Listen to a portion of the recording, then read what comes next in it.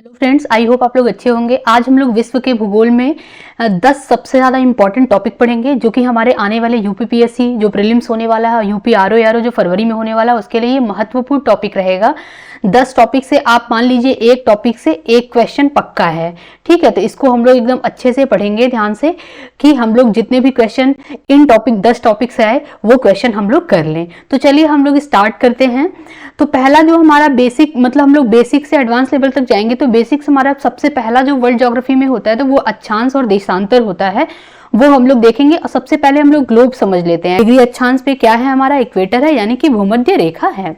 अब इसके अगर हम उत्तर में जाएंगे तो क्या होगा, ट्रॉपिक ऑफ कैंसर होगा, यानी कि हमारा क्या होगा, कर्क रेखा होगा। क्या होगा, हमारा कर्क रेखा इसके उत्तर में होगा, ठीक है। और जो कर्क रेखा है वो कितना है, तो वो 23.5 अंश जो है, 23.5 अंश कितना है, नॉर्थ में है, ठीक। और हम इसके साउथ में जाएंगे, यानी कि इसके दक्षिण में जाएंगे। किसके दक्षिण में जाएंगे, भूमध्य रेखा के दक्षिण में जाएंगे तो हमारा क्या आएगा, ट्रॉपिक ऑफ कैप्रिकॉन आएगा, जो कि 23.5 अंश क्या है, साउथ में हमारा स्थित है। तो ये क्या है, इससे इंपॉर्टेंट जो है वो एग्जाम में जो पूछता है वो ये पूछता है कि भूमध्य रेखा से कौन कौन से देश पास करते हैं, वो बताना होता है नाम। और हमारे जो कर्क रेखा है उससे कौन कौन से देश से होकर कर्क रेखा गुजरती है। मकर रेखा कौन कौन से देश से, कौन कौन से महाद्वीप से और कौन कौन से महासागर से होकर गुजरती है, ये हम लोगों को याद करना है। तो ये भी हम लोग मतलब आगे डिस्कस करेंगे। सबसे पहले हम लोग अक्षांश और देशांतर देख लेते हैं। अब देखिए अक्षांश क्या होता है। अब इसमें आप देख रहे होंगे कि ये जो मतलब ये जो लाइन है, देखिए ये क्या है, ये देखिए लैटिट्यूड है, ये लेटी हुई लाइन समझ लीजिए इसको। तो ये क्या है, ये लैटिट्यूड है, यानी कि ये क्या है, अक्षांश है। और जो ये हमारी सर्कल में क्या है, ये क्या है हमारी, देखिए ये है लॉन्गिट्यूड। ये कौन सी रेखा है, लॉन्गिट्यूड, यानी कि ये देशांतर है। तो क्या है हमारा, ये लाइन जो है वो क्या है, हमारा अक्षांश है, और ये क्या है, देशांतर है। ढेर सारी लाइनें हैं, ठीक है। अब हमारा, हाँ अभी हम लोग आगे इसको डिटेल में समझेंगे। यहाँ पे क्या होता है, ये साउथ पोल है, ये क्या है हमारा, नॉर्थ पोल है, ठीक है। अब यहाँ पे एंटार्कटिक सर्कल 66.5 अंश, और हमारा जो आर्कटिक सर्कल ऊपर होता है 66.5 अंश नॉर्थ में होता है, और 66.5 अंश साउथ में हमारा क्या होता है, साउथ पोल, यानी कि ये एंटार्कटिक सर्कल होगा, ठीक है। ट्रॉपिक ऑफ कैप्रिकॉन कैंसर आप लोगों को समझ आ गया। तो चलिए हम लोग देखते हैं अक्षांश क्या होता है। तो अक्षांश जो है, ये अक्षांश देखिए यहाँ पे है, ये लाइन इसको अक्षांश कहते हैं। यहाँ पे ये dot dot dot dot line बनी है ना, अक्षांश रेखाएं हैं। उत्तरी ध्रुव क्या है, कहाँ पे है, तो 90 डिग्री नॉर्थ पे उत्तरी ध्रुव, 90 डिग्री साउथ पे क्या है, दक्षिणी ध्रुव है। बीच में क्या है, भूमध्य रेखा है, जो बराबर भागों में बांट रहा है सर्कल को, भूमध्य रेखा। और कर्क रेखा है, इसके 23.5 अंश उत्तर में है, 23.5 अंश दक्षिण में मकर रेखा है। फिर कर्क रेखा के बाद यहाँ पे क्या है, आर्कटिक वृत्त है, 66.5 अंश, ये क्या है हमारा, 66.5 अंश नॉर्थ में है, 66.5 अंश साउथ में हमारा क्या आएगा, एंटार्कटिक वृत्त आएगा। इसको एक बार आप बना करके याद कर लीजिएगा, वही चीज लिखा हुआ है यहाँ पे। फिर आता है हमारा देशांतर। देशांतर क्या है हमारा, यहाँ पे देखिए टोटल जो देशांतर बनते हैं वो कितने हैं, 180 यहाँ पे है, 180 360 बनेंगे पूरा। तो यहाँ पे 0 डिग्री सेल्सियस पे देखिए, यहाँ इसका मान 0 डिग्री देशांतर है।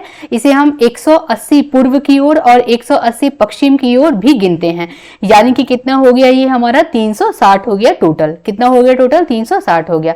तो ये पश्चिमी देशांतर है, इसको कहेंगे, इसको पूर्वी देशांतर कहेंगे। जैसे अगर हम इसको डिवाइड करें तो ये क्या है हमारा, ये ईस्ट है, ये क्या है हमारा, वेस्ट है। तो ये क्या है, पश्चिमी हो गया, पश्चिम है, ये क्या है, पूर्व है। तो इधर की साइड को कितने कहेंगे, पूर्वी देशांतर, जो कि 180 डिग्री, और यहाँ पे कितना है, पश्चिमी देशांतर 180 डिग्री, ठीक है। तो टोटल कितना हुआ, 360 डिग्री हुआ। अब यहाँ पे ये देशांतर है। देशांतर क्या बोल रहे हैं यहाँ पे, मध्याह्न रेखा जो ग्रीनविच से होकर गुजरती है, जहां ब्रिटिश रॉयल वेधशाला स्थित है। तो ये एग्जाम के लिए बहुत इंपॉर्टेंट है, इसको याद कर लीजिएगा आप लोग। इस मध्याह्न रेखा को प्रधान मध्याह्न रेखा के नाम से भी जाना जाता है, और इसका मान 0 डिग्री देशांतर है, 0 डिग्री देशांतर है। इसे हम 180 डिग्री पूर्व और 180 डिग्री पश्चिम की ओर भी गिनते हैं।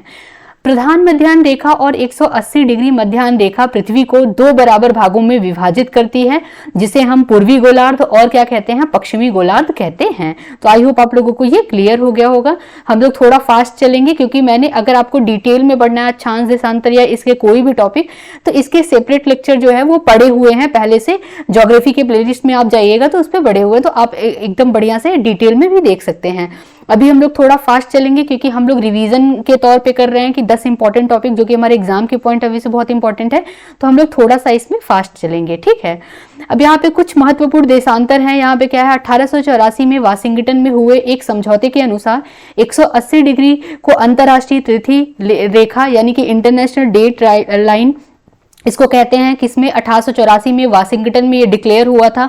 180 जो डिग्री है उसको कहेंगे इंटरनेशनल डेट लाइन कहेंगे।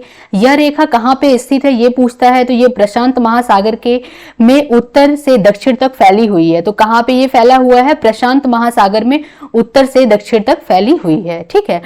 ग्रीनविच मीन टाइम इंग्लैंड के निकट शून्य देशांतर पर स्थित है। ग्रीनविच वेधशाला से गुजरने वाली काल्पनिक रेखा को हम लोग क्या कहेंगे, प्राइम मेरिडियन माना गया है, मतलब तो ये चीज इसको भी याद कर लीजिएगा। ग्रीनविच यामोत्तर 0 डिग्री देशांतर पर है। यह ग्रीनलैंड व नॉर्वेजियन सागर, ब्रिटेन, फ्रांस, स्पेन, अल्जीरिया, माली और बुर्किना फासो, घाना व दक्षिण अटलांटिक समुद्र से होकर के गुजरता है। तो ये कभी कभी पूछ लेता है, इसको याद कर लीजिएगा। ग्रीनविच मीन टाइम इंग्लैंड के निकट शून्य देशांतर पर स्थित ग्रीनविच वेधशाला से गुजरने वाली काल्पनिक रेखा है जिसको प्राइम मेरिडियन कहा जाता है। देखिए यहाँ पे है, ये है प्राइम मेरिडियन, यहाँ पे स्थित है, लोकेशन इसका है ये प्राइम मेरिडियन। लॉन्गिट्यूड ये क्या है, 180 डिग्री पे है। यहाँ पे देखिए ये 0 डिग्री है, ये देशांतर पर स्थित है। तो ये क्या है, ये काल्पनिक रेखा है।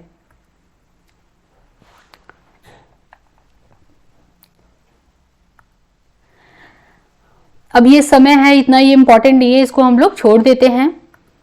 डिटेल में अगर आपको पढ़ना है तो लेक्चर इसके पहले से पढ़े हुए हैं, वो आप जाकर के देखिएगा तो आप लोगों को समझ में आ जाएगा। अब हमारा जो नेक्स्ट टॉपिक है जो कि बहुत ज्यादा इंपॉर्टेंट है एग्जाम के पॉइंट ऑफ व्यू से, कर्क रेखा, मकर रेखा और भूमध्य रेखा, ये हम लोग पढ़ेंगे। ये इससे क्या होता है, कौन कौन से देश से होकर गुजर रहा है, कौन कौन से कर्क रेखा कौन कौन से महाद्वीप से होकर गुजरता है, कौन कौन से और महासागर से होकर गुजरता है, ये एग्जाम में पूछता है। तो ये प्रीलिम्स के पॉइंट ऑफ व्यू से बहुत ज्यादा इंपॉर्टेंट है। तो चलिए हम लोग इसको देखते हैं और याद करते हैं। अब सबसे पहले हम समझ लेते हैं कर्क रेखा कहाँ पे है। देखिए यहाँ पे भूमध्य रेखा हम लोगों ने समझा था, ये क्या है हमारा इक्वेटर, ये भूमध्य रेखा, इसके नॉर्थ में क्या है कर्क रेखा है, इसके साउथ में क्या है मकर रेखा है, जिसको हम लोगों ने अभी डिटेल में समझा है।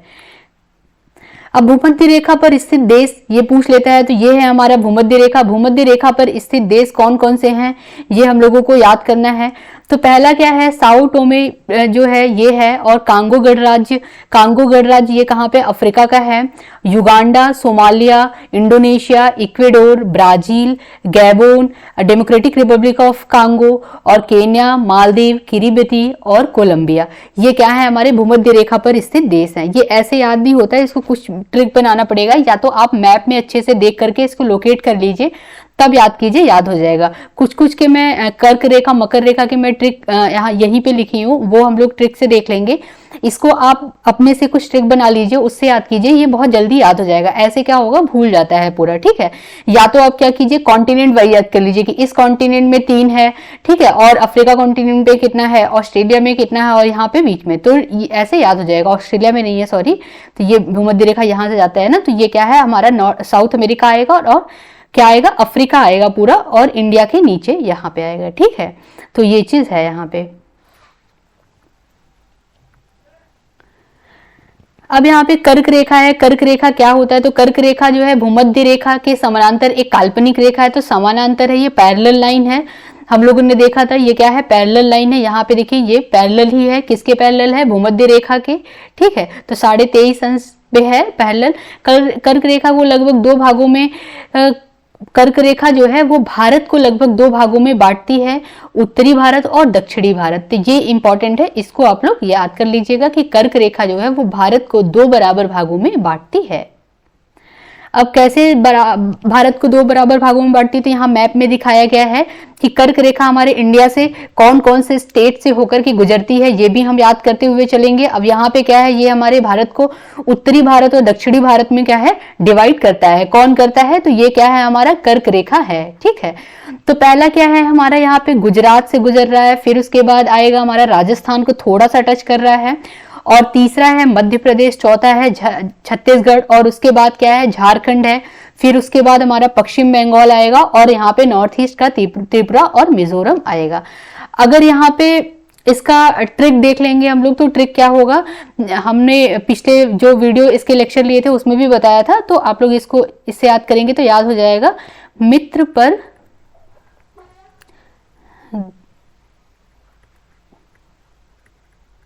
ठीक है, मित्र पर गमछा झार, इसमें क्या होगा मित्र। अब देखिए ये मित्र जो है ये क्या है, ये नॉर्थ ईस्ट का स्टेट है, तो यानी कि मिजोरम और त्रिपुरा, तो ये क्या है हमारा नॉर्थ ईस्ट है, तो इसको आप पहले छोड़ दीजिए, ये लास्ट में आएगा मिजोरम और त्रिपुरा। अब यहाँ पे क्या होगा, देखिए ग से क्या होगा गुजरात होगा, म से क्या होगा मध्य प्रदेश होगा, छ से छत्तीसगढ़ होगा, ठीक है। र से हमारा क्या होगा, यहाँ पे झ से झारखंड होगा, और र से हमारा क्या होगा राजस्थान होगा, प से क्या होगा पश्चिम बंगाल होगा, ठीक है। और म से मिजोरम हो जाएगा और त्रिपुरा हो जाएगा। तो इसको आप लिख करके, जैसे आप मित्र लिखिए तो म के नीचे क्या लिखिए मिजोरम लिख लीजिए, मी के नीचे त्र के नीचे त्रिपुरा लिख लीजिए, तो वो याद हो जाएगा आपको। तो ऐसे क्या होगा कि कोई भी स्टेट छूटेगा नहीं, क्योंकि देता है तो पूछता है एग्जाम में जैसे क्वेश्चन, तो उसमें ये पूछेगा कि 3 दे देगा स्टेट और एक नहीं देगा, बोलेगा कौन से स्टेट इंडिया के स्टेट से जो कर्क रेखा नहीं गुजरता है, तो आपको याद रहेगा सारा, तो आप एलिमिनेट कर लेंगे, ठीक है। तो ये इसका ट्रिक है। और क्या है, एक इंपॉर्टेंट पॉइंट और एग्जाम में आता है कि कर्क रेखा के नजदीकी जो शहर हैं वो क्या है। तो कर्क रेखा के नजदीकी शहर उसको भी हमको याद कर लेना चाहिए। तो इसका जो है ये इसका जो हम लोग ट्रिक बनाएंगे तो गरबा बना सकते हैं। जैसे जी से क्या होगा हमारा गांधीनगर हो जाएगा, यू से क्या मतलब GURBA होगा, तो जी से गांधीनगर हो जाएगा, यू से उज्जैन हो जाएगा, और आर से रांची, बी से भोपाल याद कर लेंगे हम लोग, और ए से क्या हो जाएगा अगरतला हो जाएगा। तो ये क्या है कर्क रेखा के नजदीकी शहर हैं, ठीक है। तो जो कर्क रेखा के नजदीक शहर हैं वो भी पूछता है एग्जाम में, तो ये आप लोग याद कर लीजिए कि गांधीनगर, उज्जैन, रांची, भोपाल, अगरतला, ठीक है। गरबा से याद कर लीजिए, याद हो जाएगा GURBA, इसको 2-3 बार करके याद कर लेंगे तो याद हो जाएगा, ठीक है। गांधीनगर, उज्जैन, रांची, अगरतला। अब इसमें बहुत ज्यादा इंपॉर्टेंट है, ये बहुत बार पूछता है कि कौन सी राजधानी जो है वो कर्क रेखा के निकट है। तो कौन से स्टेट की राजधानी कर्क रेखा के निकट है, तो वो है रांची। किसकी राजधानी है, ये झारखंड की राजधानी है, तो राजधानी रांची जो है झारखंड की, ये कर्क रेखा के सबसे निकट है, तो ये भी इंपॉर्टेंट है, इसको भी याद कर लीजिएगा। तो इसमें जो है 3 बहुत ज्यादा इंपॉर्टेंट है। एक है हमारा कर्क रेखा कौन कौन से राज्य से होकर गुजरती है, उसको याद कर लीजिएगा। दूसरा है कौन कौन से शहर के निकट से होकर के गुजरती है, मतलब कौन कौन सा शहर जो है वो कर्क रेखा के निकट स्थित है, तो गरबा, इससे याद कर लीजिएगा। कौन सी एकमात्र राजधानी है जो कर्क रेखा के निकट है, तो वो है रांची, झारखंड की राजधानी है। 3 इसमें इंपॉर्टेंट है, ये याद कर लीजिएगा आप लोग। ये हमारे इंडिया से कर्क रेखा, इंडिया को 2 बराबर भागों में बांट रहा था, तो हम लोगों ने इसको देख लिया। अब हमारा यहाँ पे है कर्क रेखा जो निम्न देशों से होकर गुजरती है, तो कौन कौन से देश से होकर गुजरती है, ये भी बहुत ज्यादा इंपॉर्टेंट है, इसको भी हम लोग देख लेते हैं। तो अब देखिए यहाँ पे है, ये देखिए इक्वेटर है, ट्रॉपिक ऑफ कैंसर हम लोग पढ़ रहे हैं, यानी कि कर्क रेखा हम लोग पढ़ रहे हैं, 23.5 डिग्री नॉर्थ में स्थित है, तो ये है हमारा कर्क रेखा। मैप में हम लोग देखें तो देखिए पहले हमारा मैक्सिको में से जा रहा है कर्क रेखा, फिर बहामास आएगा, वेस्टर्न सहारा आएगा, फिर सऊदी अरेबिया आएगा, इजिप्ट आएगा, लीबिया आएगा, अल्जीरिया आएगा, और क्या आएगा माली और नाइजर। तो साउथ अफ्रीका के बहुत जो कंट्री हैं वो इससे टच करते हैं, किससे कर्क रेखा उससे होकर गुजरती है। सऊदी अरेबिया हो गया, UAE हो गया, फिर उसके बाद हमारा इंडिया है, इंडिया को हम लोगों ने डिटेल में देख लिया, चाइना है, बांग्लादेश है, म्यांमार है, तो ये सबसे गुजर रहा। और फिलीपींस ही यानी कि फिलीपींस से भी है, यहाँ पे है, ठीक है। तो ये चीज बहुत इंपॉर्टेंट है, इसको याद कर लीजिए आप। तो ये देखिए यहाँ पे दिया हुआ है एक, अगर आप इसको ट्रिक बना के याद करेंगे तो आपको जल्दी याद हो जाएगा, क्योंकि बहुत सारे देश हैं जो कि इतना एक साथ याद करना मतलब बहुत ज्यादा दिक्कत हो जाता है, कभी कभी कोई देश तो छूट ही जाता है, तो इसलिए आप इसको ट्रिक बना लीजिए। मैंने एक ट्रिक बनाया है, मतलब इसको अदरवाइज मत लीजिएगा, बस ये फनी सा ट्रिक है आपको याद करने के लिए। तो यहाँ पे है UAE की नाली में गिरने से मिस ओबामा बच गई, ब को यहाँ पे हम लोग भ करेंगे, यहाँ पे लिख दिया है मैंने। तो UAE से हो जाएगा हमारा क्या है, UAE है, UAE पहला है। फिर उसके बाद हमारा की, यहाँ पे देखिए जो जो कटा हुआ है उसका कोई मतलब नहीं है। नाली से हम लेंगे नाइजर आ जाएगा हमारा, नाइजीरिया है। फिर उसके बाद लीबिया है, और से ये सब पूरा वो हो जाएगा। मी से क्या आ जाएगा, मिस्र आ जाएगा, ठीक है। और यहाँ पे संयुक्त अरब अमीरात आ जाएगा, मतलब वही UAE तो हम लोगों ने देख लिया। स से हमारा क्या आ जाएगा, सऊदी अरब आ जाएगा, और ओबामा से ओमान आ जाएगा, बांग्लादेश आ जाएगा, म्यांमार आ जाएगा। ब को हम लोग भ ले लेंगे तो भारत आ जाएगा। च से चाइना आ जाएगा, ठीक है। तो इसको आप कैसे, ऐसे नहीं याद होगा, इसको आप लिखिए, ट्रिक लिखिए, फिर उसके नीचे आप जैसे उसके सामने लिखिए यूएई लिखिए और नाली में ना लिखिए, फिर उसके सामने आप एरो बना के नाइजीरिया लिखिए, लिखिए, फिर उसके बाद क्या लिखिए लीबिया लिखिए। तो ऐसे याद हो जाएगा और ट्रिक 2-3 बार उसको आप पढ़ लेंगे तो ये भूलेगा नहीं। ठीक है, तो आई होप आप लोग को समझ आ गया होगा। अब हम लोग देखते हैं मकर रेखा पर स्थित देश। तो अभी हम लोगों ने कर्क रेखा देखा, अब मकर रेखा देखेंगे। मकर रेखा पे स्थित देश तो ये है हमारा, देखिए इक्वेटर, इक्वेटर के हमारे साउथ में आएगा, 23.5 अंश साउथ में आएगा। ये क्या है हमारा ट्रॉपिक ऑफ कैप्रिकॉर्न है, यानी कि मकर रेखा है। ये कौन कौन से देश से होकर के गुजर रहा है, यहाँ पे दिखाया गया है मैप में, कौन कौन से देश से होकर ये गुजर रहा है। तो ये है हमारा Mozambique, Argentina, Madagascar, Chile, Australia, Namibia, Botswana. देखिए ये नामीबिया, बोत्सवाना ये साउथ अफ्रीका का है पूरा, मतलब सॉरी अफ्रीका का है, जिसमें साउथ अफ्रीका होगा, नामीबिया होगा, बोत्सवाना होगा, ये पूरा है। देखिए ये तीनों, ठीक है। और उसके बाद मेडागास्कर आ जाएगा, ऑस्ट्रेलिया आ जाएगा, ठीक है। और ब्राजील यहाँ का, ब्राजील और पराग्वे, ब्राजील और अर्जेंटीना, ये हमारा किसका आ जाएगा, साउथ अमेरिका का है। देखिए ब्राजील, पराग्वे और अर्जेंटीना, ठीक है। और अफ्रीका का हमारा देखेंगे तो नामीबिया, साउथ अफ्रीका और क्या है मोजाम्बिक, और क्या है हमारा मेडागास्कर इधर आ जाएंगे, अब बोत्सवाना है, ठीक है, मेडागास्कर, फिर उसके बाद ऑस्ट्रेलिया आ जाएगा। तो ये चीज है हमारा किसका, मकर रेखा पर स्थित देश, ठीक। अब नेक्स्ट टॉपिक, आई होप ये आप लोगों को कर्क रेखा, मकर रेखा और भूमध्य रेखा क्लियर हो गया होगा। अब हम लोग नेक्स्ट देखते हैं हमारे विश्व के प्रमुख ज्वालामुखी। ये भी बहुत ज्यादा इंपॉर्टेंट है, इससे एक क्वेश्चन आते ही आते हैं। तो हम लोग जो कुछ देश हैं जिस देश पे, मतलब एक तो पहला क्या होता है कि जो ज्वालामुखी है वो कितने टाइप के होते हैं, कुछ सक्रिय ज्वालामुखी होते हैं, कुछ प्रसुप्त ज्वालामुखी होते हैं और कुछ शांत ज्वालामुखी होते हैं, यानी कि 3 प्रकार के होते हैं। सक्रिय मतलब जो अभी भी सक्रिय हैं, जो प्रसुप्त मतलब जो कि मतलब एकदम वो डेड हो चुके हैं। शांत ज्वालामुखी मतलब वो क्या है कि वो कभी भी सक्रिय हो सकते हैं, वो डेड नहीं हुए हैं, वो अभी शांत बैठे हैं, ठीक है। तो ये है हमारा क्या, शांत ज्वालामुखी। अब हम लोग यहाँ पे देखते हैं, कुछ नाम दिया हुआ है ज्वालामुखी का और किस देश में स्थित है ये दिया हुआ है। तो 2 टाइप के क्वेश्चन बनते हैं। एक पहला टाइप ये पूछ लेता है कि जो वो है ज्वालामुखी है वो किस टाइप का ज्वालामुखी है, सक्रिय ज्वालामुखी है कि प्रसुप्त है कि शांत है। दूसरा टाइप है जो कि मोस्ट इंपॉर्टेंट है, ये पूछता है कि क्या दे देगा, मैच करने को दे देता है कि ज्वालामुखी का नाम दे देगा और देश दे देगा, आपको मैच करना होगा कि कौन सा ज्वालामुखी कहाँ पे है। तो इसको क्या है कि इसका मतलब सबसे इजी तरीका ये रहता है कि आप अगर जैसे एक देश में 2-3 ज्वालामुखी पाए जाते हैं तो उनको एक साथ लिखिए और कुछ ट्रिक बनाइए, या तो आप उसको बार बार देखिए, मैप में देख करके उसको याद कर लीजिए। तो पहला हमारा क्या है, यहाँ पे नाम दिया हुआ है, स्थिति दिया हुआ है, यानी कि देश, किस देश में कौन सा ज्वालामुखी पाया जाता है। तो माउंट कोडोपेक्सी ये कहाँ पाया जाता है, ये इक्वेडोर में पाया जाता है। माउंट कोडोपेक्सी कहाँ पे है, इक्वेडोर में है। अब माउंट एटना कहाँ पे है, ये इटली में है। स्ट्राम्बोली कहाँ पे है, ये हमारा इटली में है। तो देखिए इटली में क्या है, 3 है, माउंट एटना और माउंट इंस्ट्राबोली और उसके बाद विशुवियस। तो ये तीनों ज्वालामुखी कहाँ पे पाए जाते हैं, ये इटली में पाए जाते हैं। अब देखिए कुछ जैसे अब एटना इटली, ये आप एक साउंड थोड़ा सा मिल रहा है तो इसको याद कर लीजिए। स्ट्राम्बोली इटली में है, विशुवियस प्रसुप्त ज्वालामुखी है, ये इटली में है। तो आप इसको साथ साथ याद करते चलिए, एटना सक्रिय ज्वालामुखी है, स्ट्राम्बोली सक्रिय ज्वालामुखी है, जबकि विशुवियस जो है वो प्रसुप्त ज्वालामुखी है। ये तीनों ज्वालामुखी कहाँ पे पाए जाते हैं, तो ये तीनों ज्वालामुखी कहाँ है, इटली में पाए जाएंगे। और यहाँ पे देववंत ये शांत ज्वालामुखी है, ये ईरान में है। कोह सुल्तान ये भी ईरान में है। तो कोह सुल्तान, सुल्तान से याद कर लीजिए कुछ ट्रिक बना के कि ईरान में सुल्तान है। देववंत कहाँ पे है, ईरान में। तो ये दोनों जो है वो शांत ज्वालामुखी है। देववंत और कोह सुल्तान दोनों लोग शांत है, इस टाइम याद कर लीजिए। ये कहाँ पे है, ईरान में स्थित ज्वालामुखी है, ये भी इंपॉर्टेंट है। फिर फ्यूजियामा, ज से जापान आ जाएगा। तो फ्यूजियामा जो है वो सक्रिय ज्वालामुखी है, ये कहाँ पे है, जापान में स्थित है। नेक्स्ट है हमारा मोनोलोआ कहाँ पे स्थित है, हवाई द्वीप पे स्थित है। किलिमंजारो ये शांत ज्वालामुखी है, ये कहाँ पे है, तंजानिया में है, ये साउथ अफ्रीका में है, साउथ अफ्रीका कॉन्टिनेंट में है एक देश तंजानिया। कटमई कहाँ पे है, ये अलास्का में है। एल्बुर्ज कहाँ पे है, जॉर्जिया में है स्थित। एल्बुर्ज क्या है, ज्वालामुखी जो कि जॉर्जिया में स्थित है। माउंट रेनियर ज्वालामुखी संयुक्त राष्ट्र अमेरिका यूएसए में स्थित है।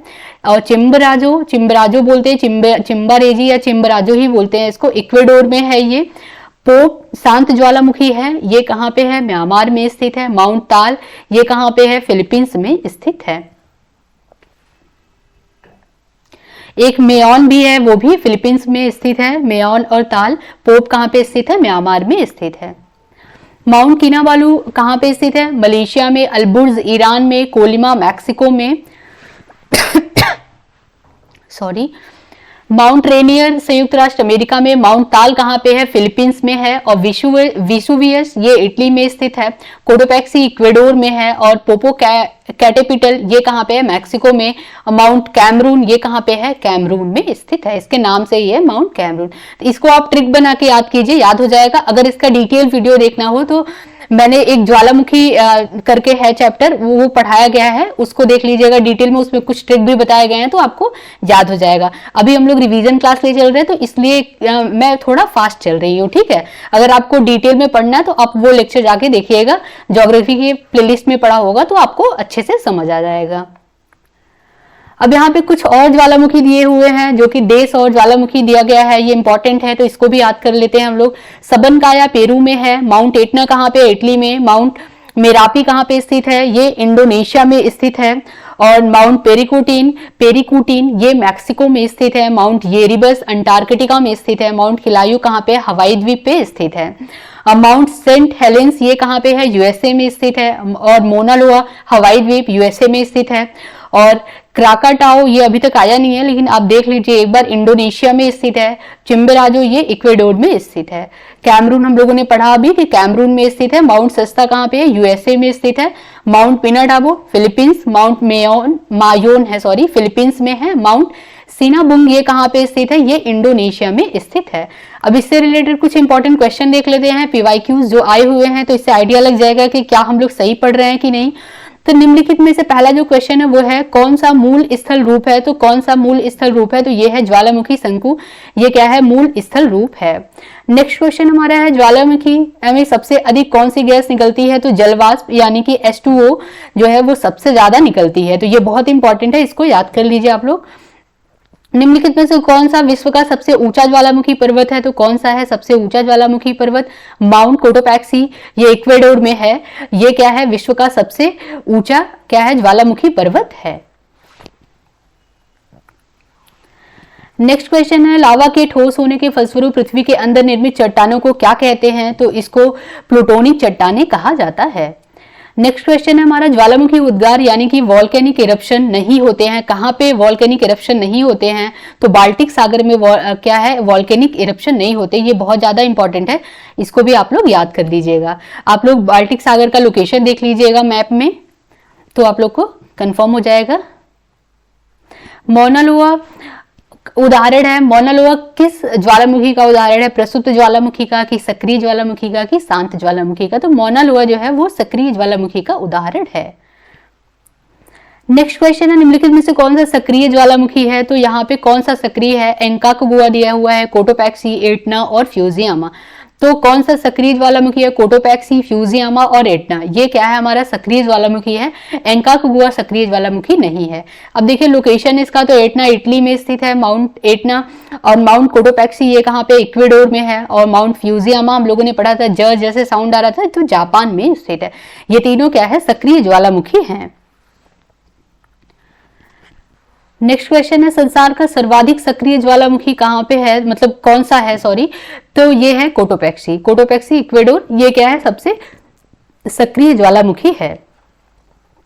नेक्स्ट हमारा टॉपिक है विश्व में पर्वत श्रृंखलाएं। अब हम लोग कुछ पर्वत श्रृंखलाएं देख लेते हैं कि कौन कौन सी पर्वत श्रृंखलाएं। सबसे पहले हम लोग कॉन्टिनेंट वाइज देखेंगे। देखिए ये नॉर्थ अमेरिका है, ये साउथ अमेरिका है, ये क्या है? हमारा अफ्रीका है, और ये है यूरोप, और ये एशिया कॉन्टिनेंट है, ये पूरा एशिया कॉन्टिनेंट है। सॉरी, यहाँ से यूराल पर्वत डिवाइड करता है ना, यूरेशिया है यहाँ पे देखिए। तो ये क्या है? इधर यूरोप है और इधर क्या है? एशिया है, ठीक है। और हमारा ये है हमारा पूरा ऑस्ट्रेलिया। तो ये कॉन्टिनेंट वाइज भी हम लोग देखेंगे। तो सबसे पहले हम यहाँ पे देखते हैं, तो ये क्या है? नॉर्थ अमेरिका में पर्वत श्रृंखलाएं जो है वो है रॉकी पर्वत श्रृंखला है, ठीक है। रॉकी पर्वत श्रृंखला की सबसे ऊंची चोटी जो है वो है रॉकी पर्वत श्रृंखला है, और दूसरी जो है वो है कैस्केड रेंज है, ठीक है। कैस्केड रेंज है, अभी डिटेल में हम लोग पढ़ेंगे। और यहाँ पे अल्पेशियन रेंज भी है, तो मतलब तीन जो एप्लेशियन रेंज है और रॉकीज पर्वत है और क्या है हमारा कैस्केड रेंज, ये तीन रेंज है यहाँ पे। इसको अभी हम लोग डिटेल में भी देखेंगे। साउथ अमेरिका में है हमारा सबसे लंबी पर्वत श्रृंखला कौन सी है? एंडीज है, तो ये है सबसे लंबी पर्वत श्रृंखला एंडीज। ये कहाँ पे स्थित है? साउथ अमेरिका में स्थित है। एटलस हमारा कहाँ पे है? ये देखिए यूरोप और अफ्रीका है ये, तो यूरोप, ये इधर का यूरोप है ऊपर, और ये क्या है हमारा? अफ्रीका। तो यूरोप और अफ्रीका के क्या है? बॉर्डर पे है एटलस, ठीक है। और एल्प्स हमारा कहाँ पे है? ये हमारा यूरोप कॉन्टिनेंट में है। यूराल पर्वत क्या है? एशिया को यूरोप से क्या करता है? अलग करता है। यूराल पर्वत है यहाँ पे। और यहाँ पे आ जाएगा हमारा पामीर, ये सब क्या है? एशिया में है। कुनलुन श्रेणी है, हिमालयन श्रेणी, तो ये सब एशिया कॉन्टिनेंट में आ जाएंगे। और यहाँ पे इथोपियन हाईलैंड है, ये कहाँ पे है? हमारा अफ्रीका में है, ठीक है। ड्रैकन्सबर्ग ये कहाँ पे है? ये भी इसका लोकेशन याद कर लीजिए, ये अफ्रीका कॉन्टिनेंट में है। अभी हम लोग देखेंगे कि ये कहाँ पे एग्जैक्ट कौन से देश में है ये। फिर ऑस्ट्रेलिया, ये मोस्ट इंपॉर्टेंट है। तो ग्रेट डिवाइडिंग रेंज जो है, और या तो इसको ऑस्ट्रेलियन आल्प्स भी कहा जाता है, तो ये कहाँ पे स्थित है? ये ऑस्ट्रेलियन मतलब ऑस्ट्रेलिया कॉन्टिनेंट में स्थित है। डिटेल में हम लोग देख लेते हैं यहाँ पे भी मैप में दिखाया गया है कि ये देखिए रॉकी पर्वत श्रेणी है, ये है हमारा एंडीज पर्वत श्रेणी है। यहाँ पे हमारा ब्राजीलियन हाईलैंड भी है, क्योंकि यहाँ पे ब्राजील देश है यहाँ पे, तो ब्राजीलियन हाईलैंड है यहाँ पे, ठीक। और उसके बाद हमारा यहाँ पे एटलस दिखाया गया है, और ये आल्प्स, ये सब हम लोग पूरा पढ़े हैं। यूराल भी पढ़े हैं, मतलब यूराल भी अभी हम लोग ने देखा। ग्रेट डिवाइडिंग रेंज भी देखा है। ये क्या है? देखिए इसका क्या है? ग्रेट डिवाइडिंग रेंज का लोकेशन पूछ लेता है, तो ये ऑस्ट्रेलिया के किस साइड में है ये पूछ लेता है, ठीक है। तो ये हमारा ऑस्ट्रेलिया के पूर्वी साइड में है, ठीक। ये क्या है? हमारा पूर्वी साइड है, ये है हमारा पश्चिमी साइड, तो ये क्या है? ऑस्ट्रेलिया के पूर्वी साइड में स्थित है।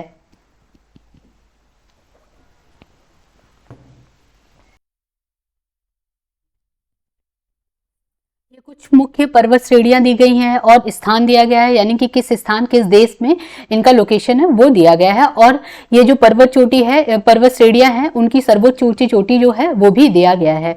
तो पहला जो हमारा है वो है कार्डिला डी मेरिडा, इसको पढ़ते हैं। यहाँ पे कार्डिला डी लॉस एंड्रीज दिया है, कार्डिला डी मेरिडा भी पढ़ते हैं इसको। तो ये कहाँ पे है? तो ये पश्चिमी दक्षिण अफ्रीका में स्थित है।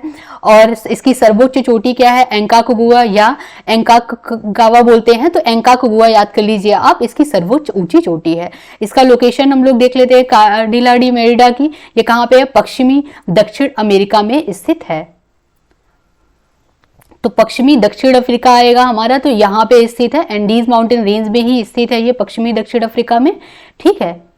इसकी ऊंची चोटी क्या है? एंकाकगुआ है। दूसरा हमारा नॉर्थ अमेरिका का है ये, तो ये क्या है हमारा? रॉकी पर्वत श्रेणी, पश्चिमी दक्षिण, यहाँ पे सॉरी, ये रॉकी जो है ये दक्षिण नहीं होगा, यहाँ पे क्या हो जाएगा? नॉर्थ हो जाएगा, यानी कि उत्तर हो जाएगा यहाँ पे, ठीक है। उत्तरी अमेरिका का है ये। और ये कहाँ पे? इसकी सबसे ऊंची चोटी क्या है? तो माउंट एल्बर्ट सबसे ऊंची चोटी है। हिमालयन अगर हम देखें, हिमालय, काराकोरम, हिंदू कुश रेंज, तो ये माउंट एवरेस्ट की सबसे ऊंची चोटी है। ये कहाँ पे है? एशिया में है, दक्षिण मध्य एशिया में स्थित है। ग्रेट डिवाइडिंग रेंज ये कहाँ पे? पूर्वी ऑस्ट्रेलिया में स्थित है। और माउंट कोशियूस्को ये क्या है? इसकी सबसे ऊंची चोटी है। ग्रेट डिवाइडिंग रेंज हम लोगों ने देखा अभी, यहाँ पे है, देखिए पूर्वी साइड में है ग्रेट डिवाइडिंग रेंज, ऑस्ट्रेलिया के पूर्वी साइड में स्थित है। ट्रांस एंटार्कटिक पर्वत ये एंटार्कटिका में है। और तिएन सान ये कहाँ पे है? दक्षिण मध्य एशिया में स्थित है। अल्ताई कहाँ पे स्थित है? मध्य एशिया में स्थित है। यूराल पर्वत कहाँ पे है? मध्य रूस में स्थित है। माउंट गोरा नार्डनया इसका जो है ऊंची चोटी है, ये पूछा नहीं है तो इसको आप छोड़ दीजिए, बस ये याद कर लीजिए यूराल पर्वत कहाँ पे है, तो ये रूस में है। एटलस पर्वत कहाँ पे है? ये उत्तर पश्चिम अफ्रीका में स्थित है। और पश्चिमी घाट तो हमें पता ही है यहाँ पे है, पश्चिमी भारत में स्थित है। इसकी जो सबसे ऊंची चोटी है वो माउंट अनाईमुडी इसकी सबसे ऊंची चोटी है।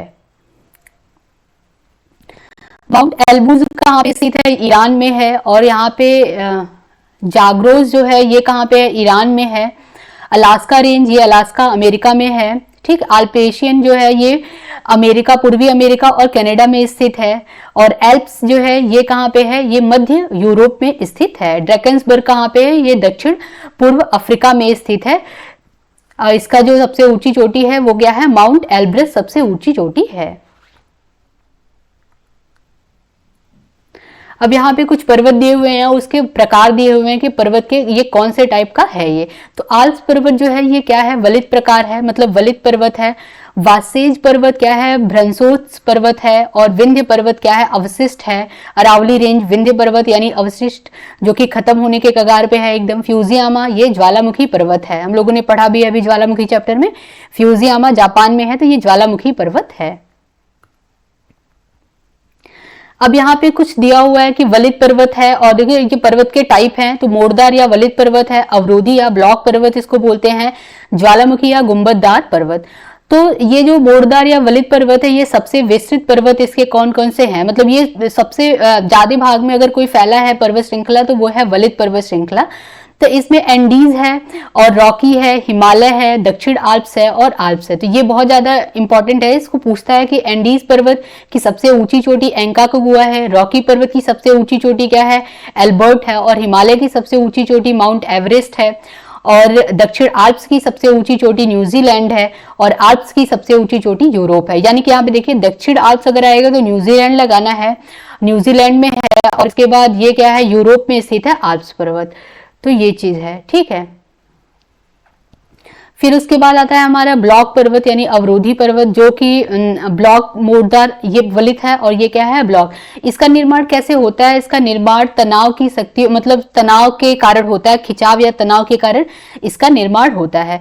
कैलिफोर्निया में जो सियरा निवादा है ये है, और यूएसए में वासाज, जर्मनी में जो ब्लैक फॉरेस्ट है ये क्या है, ब्लॉक पर्वत है यानी कि अवरोधी पर्वत है। फ्रांस में जो वासेज पर्वत है ये भी ब्लॉक पर्वत है। पाकिस्तान में सॉल्ट रेंज पर्वत जो है वो कौन सा टाइप है, वो है ब्लॉक पर्वत का टाइप है। गुंबददार पर्वत, गुंबददार पर्वत ये ज्वालामुखी क्रिया के कारण, मतलब इनको गुंबददार पर्वत भी कहते हैं या तो ज्वालामुखी पर्वत, दोनों का एक ही नाम है, या ज्वालामुखी पर्वत कहे या तो गुंबददार पर्वत कहे, ठीक है। तो ज्वालामुखी क्रिया के कारण इनका क्या होता है, इनकी उत्पत्ति होती है। यूएसए में कौन कौन से ऐसे हैं, और जापान में एक फ्यूजिया में हम लोगों ने पढ़ा था, इक्वेडोर में हम लोगों ने पढ़ा है कोटोपैक्सी ये है, और यहाँ पे यूएसए में कौन सी है, सिंसिनाटी और ब्लैक हिल्स और वेगनहर्स्ट, ये क्या है, यूएसए के हैं, ये ज्वालामुखी पर्वत हैं। तो इसको आप लोग अच्छे से याद कर लीजिएगा, याद हो जाएगा। नेक्स्ट हमारा जो टॉपिक है वो है विश्व के मरुस्थल। ये भी बहुत ज्यादा इंपॉर्टेंट है, ये पूछता है विश्व के मरुस्थल कि कौन कौन से, इसमें मरुस्थल में पूछ लेता है कि देश दे देगा और मरुस्थल के नाम दे देगा। तो हम लोग देख लेते हैं, यहाँ पे देखिए अटकामा मरुस्थल, ये अटकामा डेजर्ट ये कहाँ पे है, तो ये हमारा साउथ अमेरिका में है, ठीक है। और हमारा आता है नामीब, क्या है, नामीबिया यानी कि हमारा साउथ अफ्रीका में है, तो ये अफ्रीका कॉन्टिनेंट में है, नामीबिया में है हमारा नामीब। और कालाहारी, ये हमारा कालाहारी कहाँ पे, बोत्सवाना में है। और इंडियन में तकला मकान हमारा कहाँ पे है, चाइना और मंगोलिया के बॉर्डर पे है। गोबी जो है ये भी मंगोलिया में है, मंगोलिया नहीं सॉरी ये चाइना में है। तुर्कमेनिस्तान ये कहाँ पे है, तो ये सब हम लोग अभी डिटेल में देखेंगे। ग्रेट ऑस्ट्रेलियन ये डेजर्ट है सारे, ये कहाँ पे है, तो ये ऑस्ट्रेलिया में स्थित है।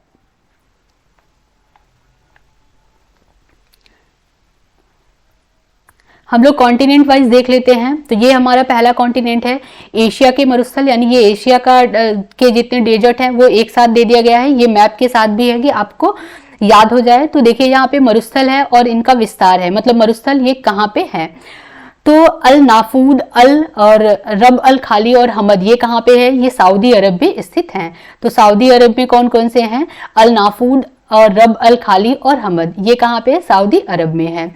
और यहाँ पे दस्ते लूट, दस्ते कबीर ये कहाँ पे है, ईरान। इसमें जो जो इंपॉर्टेंट है हम लोग वही याद करेंगे।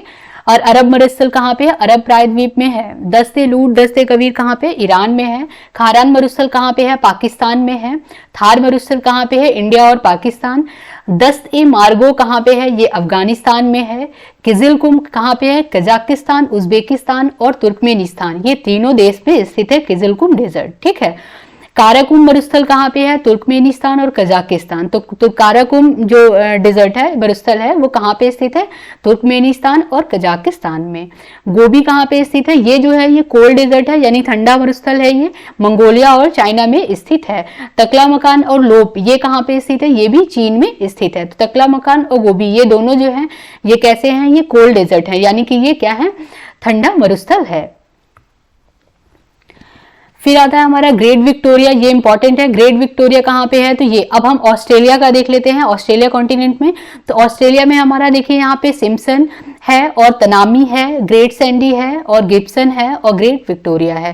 तो ऑस्ट्रेलिया के मरुस्थल में क्या होता है कि पूछता तो मतलब मरुस्थल और देश तो पूछेगा ही, एक दूसरा पूछ लेता है कि ये किस मतलब इसका लोकेशन ये पूछ लेता है कि ये किस साइड में, जैसे उत्तर पश्चिम में है कि उत्तर साइड में है कि दक्षिण साइड में है, तो ये भी हमको याद करना होगा। तो यहाँ पे हम लोग देख लेते हैं। तो देखिए ये क्या है हमारा, ये हमारा पूर्वी भाग है और ये क्या है पश्चिमी भाग है, ठीक है। और यहाँ पे उत्तर है और ये क्या है हमारा दक्षिण है, ठीक। तो यहाँ पे ये जो सिम्पसन मरुस्थल है यानी सिम्पसन डेजर्ट है, ये कहाँ पे है, तो ये हमारा ईस्टर्न साइड में है, ठीक। और ये जो हाँ, और कहाँ पे तनामी कहाँ पे है, ये हमारा मिड में है या उत्तर में थोड़ा सा है, तो ये मिड में बोलेंगे हम लोग, मध्य में है, मध्य ऑस्ट्रेलिया में है। ग्रेट सैंडी हमारा कहाँ पे है, तो ये पश्चिमी ऑस्ट्रेलिया में है और गिब्सन पश्चिमी ऑस्ट्रेलिया में है। विक्टोरिया कहाँ पे है, तो ये बहुत पूछता है, ये कहाँ पे है हमारा पश्चिमी ऑस्ट्रेलिया और दक्षिणी ऑस्ट्रेलिया दोनों में है। देखिए यहाँ पे है ना, तो ये क्या है दक्षिण पश्चिम इसको बोल देंगे हम लोग। तो पश्चिमी भी आएगा तो भी सही हो जाएगा, दक्षिणी भी रहेगा ऑप्शन में तो भी सही है, ठीक है। तो इसको याद कर लीजिएगा, ये बहुत इंपॉर्टेंट है। देखिए यहाँ पे दिया हुआ है ग्रेट विक्टोरिया कहाँ पे है, तो ये पश्चिमी ऑस्ट्रेलिया या दक्षिणी ऑस्ट्रेलिया में स्थित है। ग्रेट सैंडी कहाँ पे स्थित है, तो ये पश्चिमी ऑस्ट्रेलिया के उत्तरी प्रांत में, पश्चिमी ऑस्ट्रेलिया में ग्रेट सैंडी है, यहाँ पे दिखाया गया है ग्रेट सैंडी पश्चिमी ऑस्ट्रेलिया में है। तनामी कहाँ पे स्थित है, तो तनामी देखिए यहाँ पे है, ये क्या है उत्तरी प्रांत आएगा इसका तनामी का, और देखिए उत्तरी प्रांत यानी ऑस्ट्रेलिया के उत्तर में है और पश्चिम साइड में है, ठीक है। और गिब्सन कहाँ पे है, पश्चिमी ऑस्ट्रेलिया में है। अब उसके बाद आते हैं, यही इतना इंपॉर्टेंट है, याद कर लीजिए। लिटिल सैंडी भी बहुत ज्यादा इंपॉर्टेंट है, इसको भी याद कर लीजिए। ये कहाँ पे है लिटिल सैंडी, ये है हमारा पश्चिमी ऑस्ट्रेलिया में है स्थित, यहाँ पे ग्रेट लिटिल सैंडी। ध्रुवीय क्षेत्र पे जो मरुस्थल हैं वो भी याद कर लेते हैं। तो एंटार्कटिका मरुस्थल है, विश्व का सबसे बड़ा मरुस्थल कौन सा है, तो एंटार्कटिका मरुस्थल विश्व का सबसे बड़ा मरुस्थल है। और आर्कटिक मरुस्थल ये विश्व का दूसरा सबसे बड़ा मरुस्थल है, ये बहुत इंपॉर्टेंट है, इसको आप याद कर लीजिएगा कि अंटार्कटिका मरुस्थल को क्या है विश्व का सबसे बड़ा मरुस्थल है, और जो आर्कटिक मरुस्थल है वो विश्व का दूसरा सबसे बड़ा मरुस्थल है। अब हम लोग अफ्रीका कॉन्टिनेंट के मरुस्थल देख लेते हैं। तो इसमें क्या है, ये सबसे बड़ा जो है वो क्या है सहारा है, फिर उसके बाद अरेबियन आएगा हमारा, कालाहारी आएगा और नामीब आएगा। तो अगर हम ध्रुवीय उस पर बात करते हैं, नॉन पोलर, हाँ वो हम लोग पोलर देख लिया यहाँ पे, ये हम लोगों ने देखा था। हाँ ये ध्रुवीय क्षेत्र में अगर हम लोगों ने देखा तो यहाँ पे क्या है अंटार्कटिक मरुस्थल सबसे बड़ा मरुस्थल है विश्व का। अगर हम लोग, ये तो पोलर क्षेत्र का हुआ, अगर हम लोग नॉन पोलर देखें यानी कि ध्रुवीय नहीं है ये, अध्रुवीय क्षेत्र का अगर देखें तो सबसे बड़ा जो मरुस्थल है वो कौन सा मरुस्थल है, वो सहारा मरुस्थल है। तो इसको आप लोग याद कर लीजिएगा, ठीक है। पोलर में क्या है अंटार्कटिका है और नॉन पोलर में कौन सा है सबसे बड़ा मरुस्थल, सहारा मरुस्थल है। अब यहाँ पे है देखिए सहारा का लोकेशन क्या है, तो ये क्या है उत्तरी अफ्रीका में स्थित है। और जुराब कहाँ पे स्थित है, चाड में स्थित है। अलजाफ कहाँ पे है, ये माली में स्थित है। और उसके बाद लीबियाई मरुस्थल लीबिया में स्थित है। नूबियन कहाँ पे है, ये इरिट्रिया में स्थित है। और कालाहारी बोत्सवाना, नामीबिया और दक्षिण अफ्रीका, ये बहुत ज्यादा बार पूछा हुआ था, इसको आप लोग याद कर लीजिएगा। कालाहारी मरुस्थल कहाँ पे है, बोत्सवाना, ये वाला पूरा रीजन है नीचे से लेकर के, बोत्सवाना, नामीबिया और दक्षिण अफ्रीका, ये दक्षिण अफ्रीका, ये नामीबिया और ये क्या है बोत्सवाना, ठीक है। तो बोत्सवाना, नामीबिया और दक्षिण अफ्रीका में स्थित है। नामीब कहाँ पे है, नामीबिया में स्थित है नामीब मरुस्थल।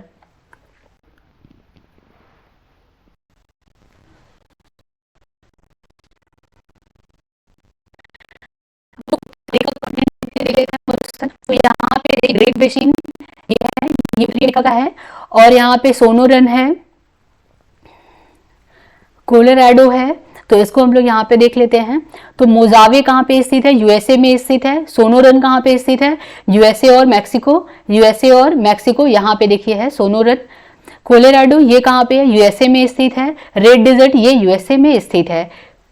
और चीहू आहुआन ये कहाँ पे है, मैक्सिको और यूएसए में स्थित है। चीहू आहुआन यहाँ पे लोकेशन में दिखाया गया है। और रेड डेजर्ट हम लोगों ने देखा यूएसए में स्थित है। ग्रेट बेसिन कहाँ पे स्थित है, यूएसए में स्थित है। ये बहुत इंपॉर्टेंट है, इसके सारे ही इंपॉर्टेंट है, आप लोग याद कर लीजिएगा। तो आई होप आप लोगों को मरुस्थल समझ आया होगा। अब हम लोग इससे रिलेटेड कुछ पीवाईक्यूज भी देख लेते हैं। तो संसार का सबसे बड़ा मरुस्थल कौन सा है, तो सहारा सबसे बड़ा मरुस्थल है। भूमि पर मरुभूमि होने की संभावना यानी कि मरुस्थल होने के लिए कितना अक्षांश कैसे रहना चाहिए, तो ये क्या है 23 डिग्री अक्षांश के आसपास जो होते हैं वो मरुभूमि की संभावना अधिक होती है। तो डेजर्ट यानी कि मरुभूमि की संभावना कहाँ पे अधिक होगी, मरुस्थल भूमि की, तो वो है 23 डिग्री अक्षांश के आसपास सबसे ज्यादा होगी। नेक्स्ट हमारा क्वेश्चन है 10A लूट, ये कहाँ पे अवस्थित है, तो ये हम लोगों का ईरान में स्थित है, हम लोगों ने पढ़ा अभी डिटेल में, ईरान में स्थित है। दक्षिण एशिया का सबसे बड़ा मरुस्थल कौन सा है, तो दक्षिण एशिया का पूछा है, पूरे विश्व का नहीं पूछा है, तो ये हम लोगों को ध्यान देना होगा। तो दक्षिण एशिया का सबसे बड़ा मरुस्थल थार मरुस्थल है, जो कि इंडिया नहीं सॉरी हाँ थार मरुस्थल है यहाँ पे, ये है हमारा। और नेक्स्ट क्वेश्चन है हमारा पृथ्वी का सर्वाधिक शुष्क क्षेत्र है, तो कौन सा है, अटकामा मरुस्थल सर्वाधिक शुष्क क्षेत्र है। कोल्ड डेजर्ट यानी कि जो ठंडे मरुस्थल हैं वो कौन कौन से हैं, तो गोबी है, चाइना में स्थित है, और मंगोलिया में भी है, चाइना और मंगोलिया में। तकलामकान ये चाइना में स्थित है, और काराकुम ये कहाँ पे है, तुर्कमेनिस्तान में स्थित है, और नॉर्थ चिली में अटकामा है। तो ये गोबी, तकलामकान, काराकुम और अटकामा ये कोल्ड डेजर्ट है, इसको आप याद कर लीजिएगा कि कौन कौन से हैं, गोबी, तकलामकान, काराकुम, अटकामा, ये कौन से डेजर्ट है, ये कोल्ड डेजर्ट हैं। ठीक है।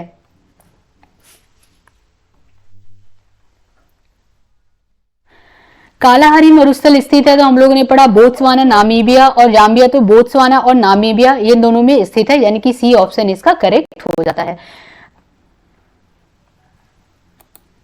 नेक्स्ट क्वेश्चन हमारा निम्नलिखित में से कौन सा मरुस्थल दक्षिणी गोलार्ध में स्थित है, तो कौन सा है, चिहू आहुआन, ये क्या है, ये दक्षिणी गोलार्ध में नहीं है, ये उत्तरी गोलार्ध में हम लोगों ने देखा। कालाहारी दक्षिणी गोलार्ध में है, गोबी क्या है, उत्तरी गोलार्ध में है, चाइना मंगोलिया उत्तरी गोलार्ध में आएगा, सहारा हमारा उत्तरी गोलार्ध में आएगा, तो कौन सा आंसर है, कालाहारी हमारा सही आंसर हो जाएगा, ये हमारा दक्षिणी गोलार्ध में स्थित है।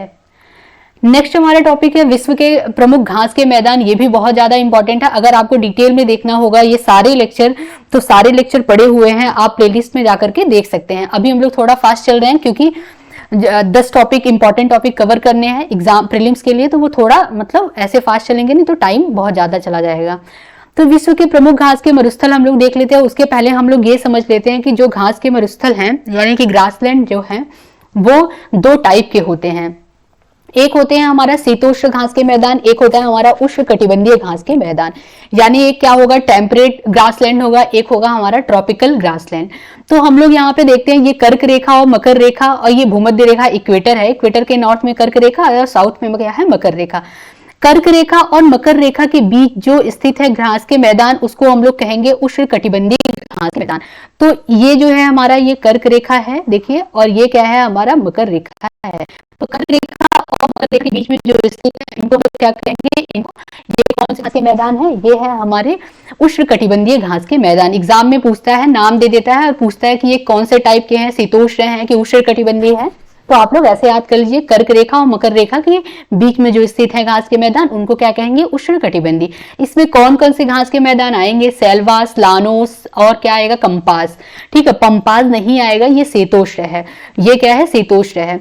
और फिर आएगा हमारा सवाना और पटाना और कैंटरबरी और क्या है, क्विंसलैंड, ये क्या है हमारे उष्ण कटिबंधीय घास के मैदान है। और इसको छोड़ दीजिए, जितने भी बचे वो कितने क्या होंगे, शीतोष्ण घास के मैदान होंगे, यानी कि टेम्परेट जो ग्रासलैंड होगी वो होंगे। कौन कौन से हैं, तो पंपाज है, अगर हम साउथ में देखें तो पंपाज और वेल्ड हैं, ऊपर में हम देखें तो प्रेयरीज है, टुंड्रा वनस्पति है, हंगरी है, और क्या है, स्टेपी है, और क्या है, बुग्याल और मर्ग है।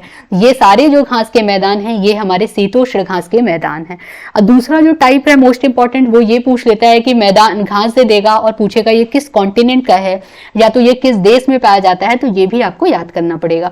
तो यहाँ पे जैसे हम लोग कॉन्टिनेंट वाइज देखते हैं तो प्रेरी नॉर्थ अमेरिका में पाया जाता है, हंगरी क्या है यूरोप में पाया जाएगा, स्टेपी एशिया का है, और बुग्याल और मर्ग ये एशिया का है। टुंड्रा वनस्पति ये क्या है हमारा ये ग्रीनलैंड है। ठीक है, यहाँ पे पाया जाएगा टुंड्रा वनस्पति। और उसके बाद हमारा आता है ग्रीनलैंड पे किसका अधिकार है, डेनमार्क का है ये ग्रीनलैंड, यहाँ पे टुंड्रा वनस्पति है।